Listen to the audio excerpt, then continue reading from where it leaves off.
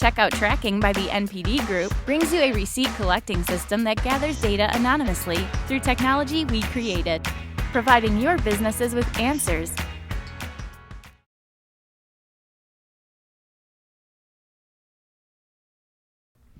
Our next speaker, a lot of people don't know this about him, he actually got his start making games for the Israeli military. I would say more, but I think he would Krav Maga the heck out of me.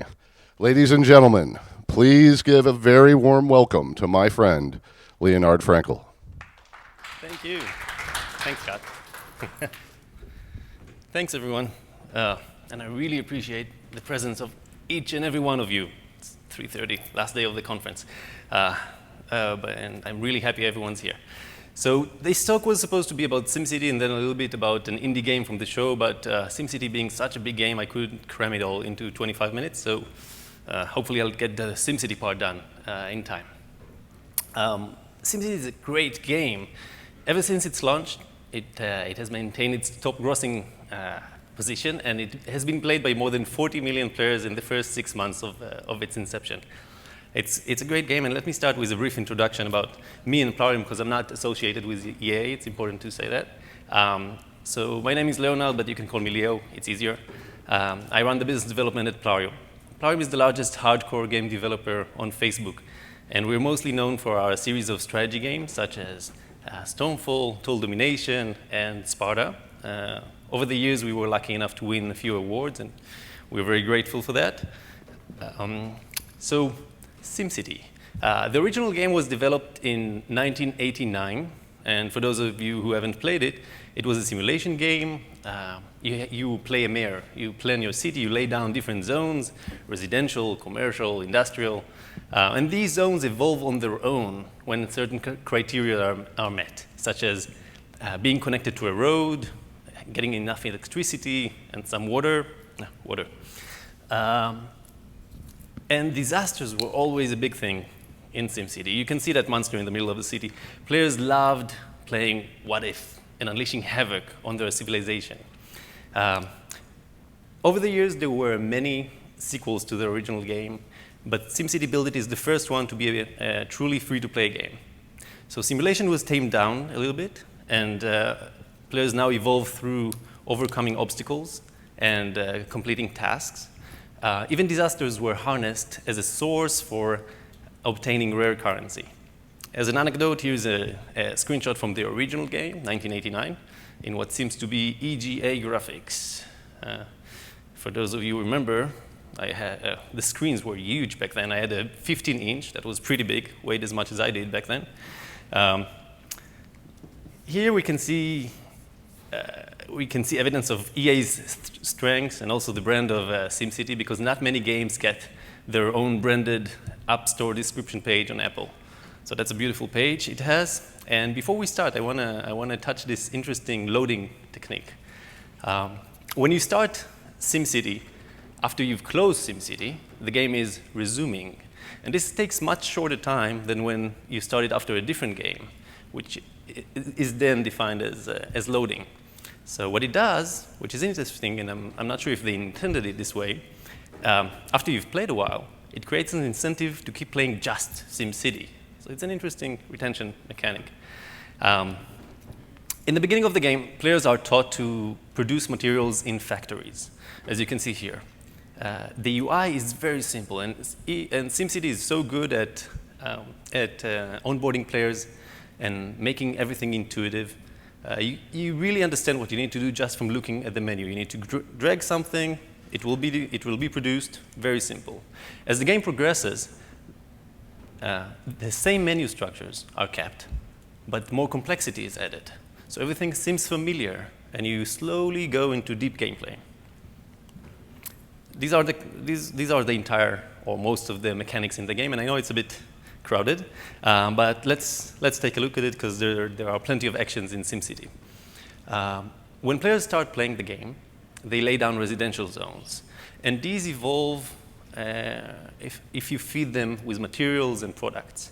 When they do so, they generate XP points and population points that help the player reach further levels and unlock utilities. From time to time, residential zones will also produce special items. I call them collectibles. And these items are used for expanding your land, adding inventory slots, and unleashing disasters. Disasters are used for producing keys in the game, and keys are one of 3 currencies. The game has 3 currencies, and the keys are the only currency that cannot be purchased. So it's an earn-only currency, and you earn it quite slowly, to be honest. And you get it from unleashing disasters and from fulfilling shipments that come every few hours. The other 2 currencies in the game are gold, that's the soft currency. You get it from trading with other players, I'll touch that soon, and from evolving your residential zones, and from collecting taxes. Gold can be purchased, as well as SimCash. And you don't see SimCash here because it is the hard currency of the game. And, well, I didn't put it here. No nice way to put it. SimCity is an interesting game in the sense that it has a trading system. And trading is very uncommon in mobile games. I can tell you from experience because in Plarium's strategy games, we have a lot of trading mechanics, and these pose an interesting challenge. A, players now can trade resources, and you don't fully control what they have. And B, fraud. You suddenly have a reason to have multiple accounts and trade internally between them. That's a bit hard to control. Progression is done very well in SimCity. I'm really inspired by their onboarding experience. And you can see how slowly materials and products are introduced to the player. Reason is that they accumulate. So when you get a new product, suddenly your residential zones will start asking for seeds or donuts to evolve. And this is on top of every other material that you've had so far. Once you get to level 30, you have to manage about 70 different materials and products, and this becomes an interesting storage challenge because your storage is capped. Utility buildings are introduced slowly as well, and I've separated them into a few categories. First are the black buildings you can see in the image. These are usually introduced in other games as menu items, because aside from factories, they don't provide the player with a lot of benefit aside from information. Green buildings, utility buildings, are services. They spread their services to the city through the road system. So as long as they're connected to a road, they supply all the residential zones. And you can place them anywhere on the map. But some of them have a negative dirty radius. If placed too close to your residential zones, they become unhappy. Next group are the orange buildings. So orange buildings have a positive area of effect. And you need to place them close to your residential buildings, which poses an interesting challenge. We'll soon see that. And last are blue buildings. These are booster-type buildings. And they also work with a similar positive area of effect, and they increase your population. So let's take a look at that layout challenge. Here I need to spread firefighters, police, and healthcare to my residential zones. And you can see in the red buildings that are not covered by the effect of the healthcare here. Now, what's interesting about it is that you can find that very accurate point on the map where the building has the best effect, and it reaches your entire residential area. The problem is that once you find that spot and you place the building on it, you still need to place police and fire, and you can't place them all on the same spot. Now, early on in the gameplay, the most expensive buildings, those that has the largest area of effect, are very expensive. It would take you maybe 2 days of grinding to buy a very expensive building, or 1 minute of payment, which is very efficient. Now to the trading system and its controversial implementation. Here's the trading center. Everything is done from here. And you can see the player's name and items they have to sell. Trading is done between players and only against gold. Most items sell for their maximum price. Some players choose to sell for under the maximum price when they're offering items that are commonly available. And in early implementations, you couldn't really refresh the trading center. You had to close and open it. And it felt like you're competing for every product with the entire population of the game because it was impossible to get them. You would try to buy an item and you were always being beat to it. Later on, EA introduced this refresh button that becomes available every 30 seconds. And whenever you click it, you get a fresh new set of items that were just now offered on the market, and you compete against what seems to be a smaller subset of players. Because from time to time, you do manage to buy the items. Now, there is a lot of weight associated with the trading in the game. When you first click the trading center, you need to wait for the items to show on it. And then when you click one of them, you transfer to that neighbor city. When you get there, you need to wait for the list of items to load. And once you get the list, you need to click an item, and then the server verifies that the item is still available. All right? You find the item, you buy it, and then you need to go back to your own city. There's so much waiting involved in this game. There's a lot of waiting. And that was a successful loop. I mean, what happens most of the time is you reach the other player's city, there's nothing there, it was all taken. Or you get there and you got these nails which are not often sold, and you're excited and you click it, then you get this annoying message telling you, we're terribly sorry, but the item is no longer available. Damn it. And it happens all the time. I mean, you get used to it over time, but it really gets to you. Now, one might ask yourself, and a lot of players have been vocal about it in communities, why is the game not more efficient? I mean, EA could have done the trading through the original trading depot, which would have been much more efficient. You open it, you click the item, you buy it, right? And there is logic behind it. EA, from this unfriendly process, EA is actually benefiting in many ways, in two ways. First of all, you remember playing, those of you who played World of Warcraft, you remember that long times you spend walking from point A to point B, doing nothing, just watching your character as they walk. These work towards longevity of the game. So players are consuming the content much slower. They are spending a lot of time in the waiting process, and the game becomes longer for them. Secondly, once you do get that item, you're really happy. You finally won that item, and you've been trying for a few times.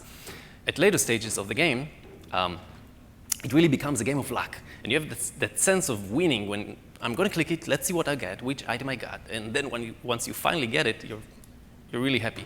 At later stages, you're really involved in the trading center.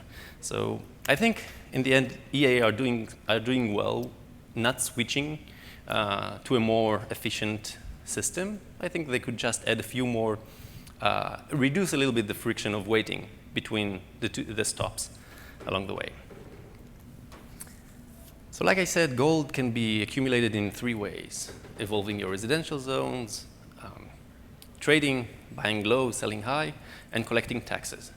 Now, taxes are the only passive way to collect gold, because a player could log in once a day, get their gold, and theoretically not engage with the game.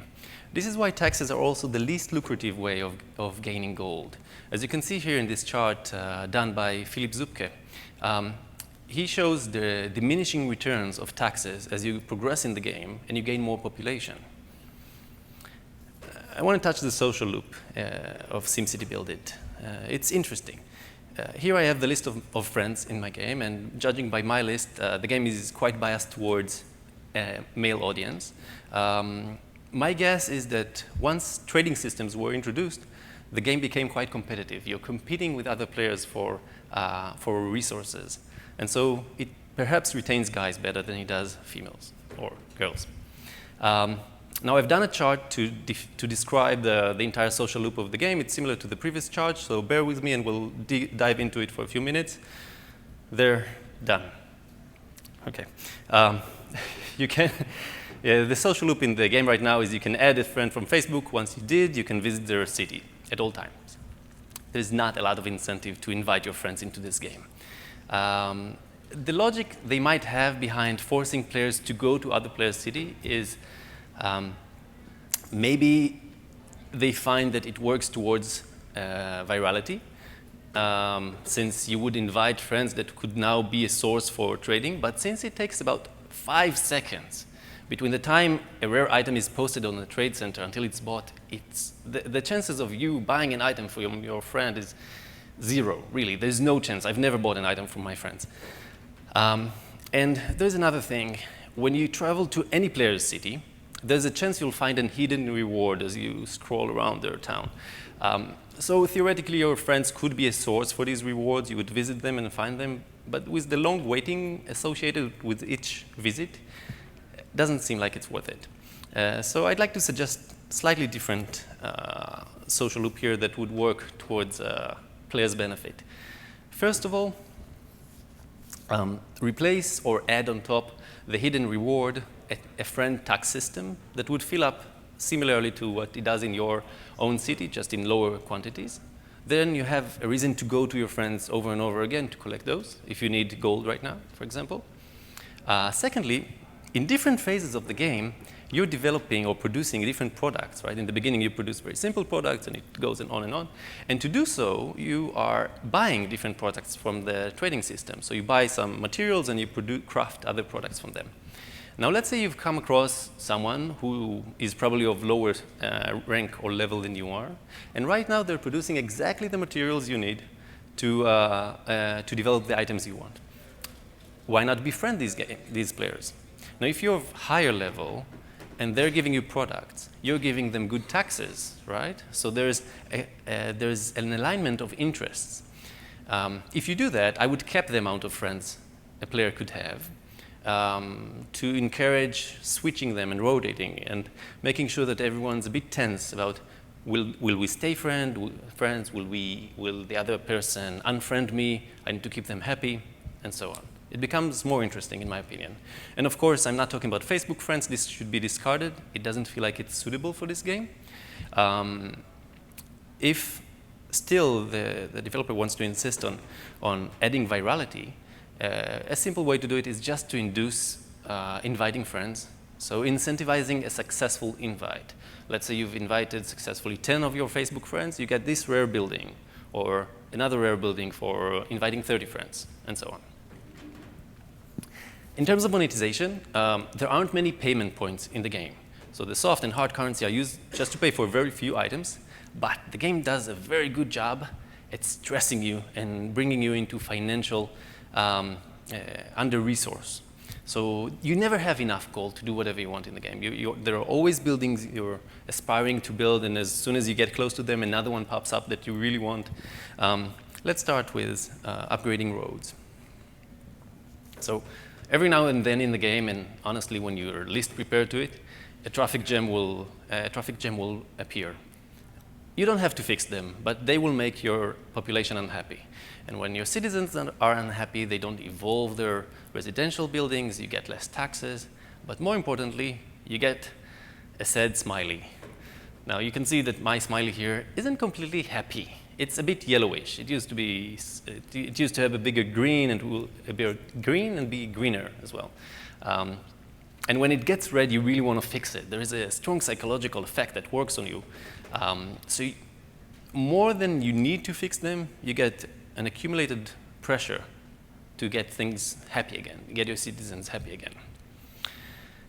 Dirt factor. So this is the negative effect of the industrial buildings that I've mentioned, and you need to keep them away from your residential buildings, because if they get close, those red smileys pop all over the place. And EA are doing a smart thing about them. So they're pricing them, these buildings with no dirt radius, at a premium. So the last nanotech building has the same production capacity as the previous one, but it costs twice and a half as much, because you can place it within your residential zones. Same goes for the sewage and waste management. There's a premium being paid for lower dirt radius. Next, and this is from 2 weeks ago, this is a very recent update. EA has introduced an upgrade mechanic for the stores. While factories produce items in parallel, you want to produce 4 items or 5 items, they're all being produced at the same time. Stores produce the product one after another, so in line. And it makes a lot of sense to upgrade your store and reduce 10% of the time when some items take as much as 4 hours to be created. Now for the SimCash, the hard currency. It can be used to speed up production of items. I don't think a lot of players do use that because it doesn't make sense. 60 SimCash is quite expensive. But look what happens when you try to collect items. So there are 2 ways to collect materials that were produced in factories, either from the big overview, you just click them, or you go into the menu and you can collect them one after another. But the last part, when you have a few of them, the last one turns into a click trap, and you might accidentally click it and spend some SIM cash on it. And it happens from time to time. These are the collectible items I mentioned earlier. They're used to expand your land zones and increase your item capacity. And what happens over time is that they create a stress on your inventory. Right now, I have 130 available slots for items in this game, and to increase it to 140, I need to collect 30 items. So that's 20-something% of my entire inventory goes only towards increasing the capacity. When you get close to it, when you get like 28 out of 30 items, you really feel inclined to make this purchase, get it over with, and get your storage free, because you need that storage to manage your 70-something different items that are required constantly to evolve your residential zones. So that's a good mechanic. Next, you have the stores, and you can add additional slots. And like we said, they develop items one after another. And as the more you go, each next slot costs more. And I want to touch about the promotions that SimCity does. And this is a technique that we use at Plarium as well, and it works very well, I can tell you from looking at the KPIs. This is an adaptive promotion. So at first, you get a small discount, and it is being offered to you. But what happens afterwards is that the more you turn them down, the more appealing they become. So the price goes down, the discount goes up, and eventually you can't resist it, and you say, okay, so I'm going to spend $2 and get this awesome package, and it will drive my progress in the game much forward, and it totally makes sense. And after you do it, immediately, the next promotion will immediately go up and try to make you spend more. So what they do here is they convert playing users into paying users. And once a player pays, we all know their KPI goes skyrocketing. A few last slides about UI and UX in the game. The UI is done very good here. User experience is really done well in SimCity BuildIt. Whenever you build something, everything else, all the other types are being grayed out. So it's easy to see where you want to place the building. And they have so many types of buildings. So look here, there's 16 different types of buildings, and each one of them has internal different buildings. And if you go to build one of them, let's see water, everything is grayed out again, but here, I place this water, but you can always navigate to the other types from this top bar, and it doesn't hide anything, so it's very comfortable. You see your entire city laid out, and very easy to get around. Some things that are less comfortable, I think achievements were just neglected in the game. First of all, the graphics everywhere else is so stunning, and yet here all the medals have the same graphics. Not sure why. Also, the UI of them are not that comfortable. There, I think, are more than 50 different achievements, and scrolling through them takes a long time. So I think these should be done vertically, not horizontally, and maybe change the graphics to make players more attached to their achievements, like being happy that you got a new medal. Next, this is the hidden reward, and you can find it from time to time in your friend's city. Personally, I don't think it's such a good mechanic, because for developed cities, and as you progress in the game, the cities you come across are more developed, it could take as much as 20 swipes across the screen just to look if it has a hidden reward. And I think players find themselves trying to figure out, is it worth it, not worth it, should I look for it? And when you get to that point, the feeling of success, of getting the reward, is reduced. So lastly, I want to thank Talia Shmuel from our research department, who helped me with this presentation, and some slides from Philippe Zubke's guest post. Thank you very much.